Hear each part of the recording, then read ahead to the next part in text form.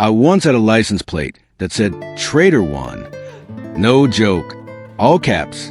Custom ordered. At the time, I thought it was confidence. I was finally making money. Finally consistent. And I wanted the world to know I had arrived. But then came the drawdown. 6 brutal months. When rate dropped, confidence cracked, identity collapsed. Every time I walked to my car, the plate felt heavier. Not literally, emotionally, because the truth hit me like a punch in the chest. I wasn't just trading. I was performing. I was addicted, not to the charts, but to the feeling of being someone who was winning. The likes, the compliments, the quiet pride in saying, yeah, I'm a trader, and when the results disappeared, so did my sense of self. That's when I realized I wasn't addicted to trading. I was addicted to validation. And if that sounds even a little familiar, this video is for you. Because the market doesn't just test your skills, it tests who you believe you are. Let's be honest, most traders don't start for the charts. They start for what trading represents. Freedom, independence, mastery, an identity they can be proud of. And when things go well, it feels incredible. You make a winning trade, post it online, and suddenly, you're not just someone trading. You're someone who knows, someone who gets it, someone to be admired. Every green candle becomes a little dopamine hit, not just because of the money, but because of what it means about you. I'm back. I still got it. I'm worth listening to. But then comes a red day, the losing streak, the breakdown. And suddenly, it's not just your account that's bleeding. It's your self-worth. Because here's the trap. We don't just trade for results. We start trading for reinforcement. We use the market to feel valuable, to prove we're smart, capable, different from the rest. But the market is not built to give you that. It has no memory, no empathy. It will give you wins one day and strip them away the next, without explanation, without apology. And when your sense of self is tied to your performance, you become fragile, reactive, exhausted. That's why so many traders overtrade after losses, not to fix the chart, but to fix the way they feel about themselves. They don't need a new setup. They need a new mirror, because validation is a powerful drug, and the market is a terrible dealer. So if you've been caught in that loop, that constant craving to prove, you're not alone. But the next step is the hardest one. It's when we look at how deeply we've fused our identity to what should have just been a process. Let's go there. There's a difference between trading with passion and trading with identity. Passion drives consistency.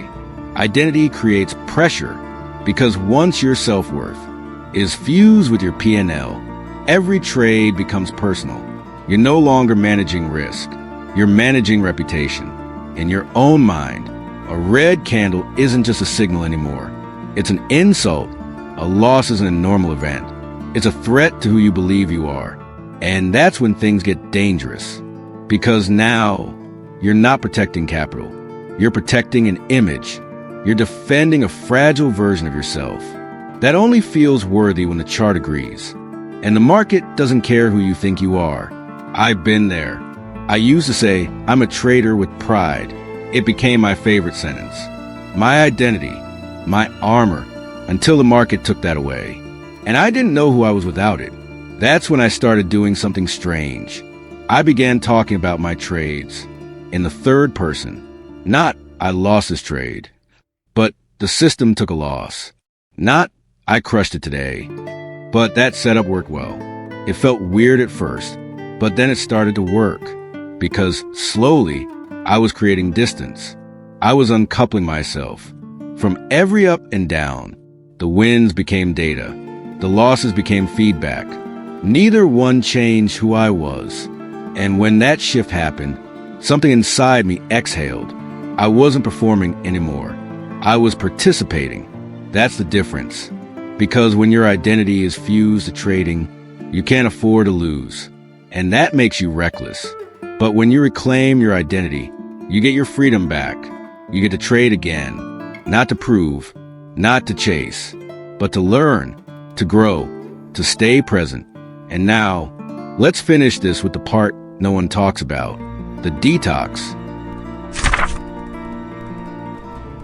Here's the truth. You were never supposed to be your results. You were never meant to rise and fall. With every candle, every win, every loss, you are not your entries. You are not your exits. You are not your equity curve. You're a person with strengths, with flaws, with moments of clarity and moments of chaos. And when trading becomes your mirror, when every chart becomes a reflection of your worth, you stop being free. You start performing. You start proving. You start losing not just money, but peace. But there's another way. It's not flashy. It doesn't come with praise. No one claps when you choose to journal instead of post. But it's real. And over time, that quiet choice to disconnect your identity from your results, it builds something stronger than confidence. It builds self-respect. And that changes everything. So here's your invitation. For the next 7 days, talk to yourself in the third person after every trade. Not, I messed up, but the system took a hit. Not, I crushed it, but that setup played out. And see what shifts. If this video resonated, drop a comment. I'm not my P&L. Not because it's catchy, but because it's true.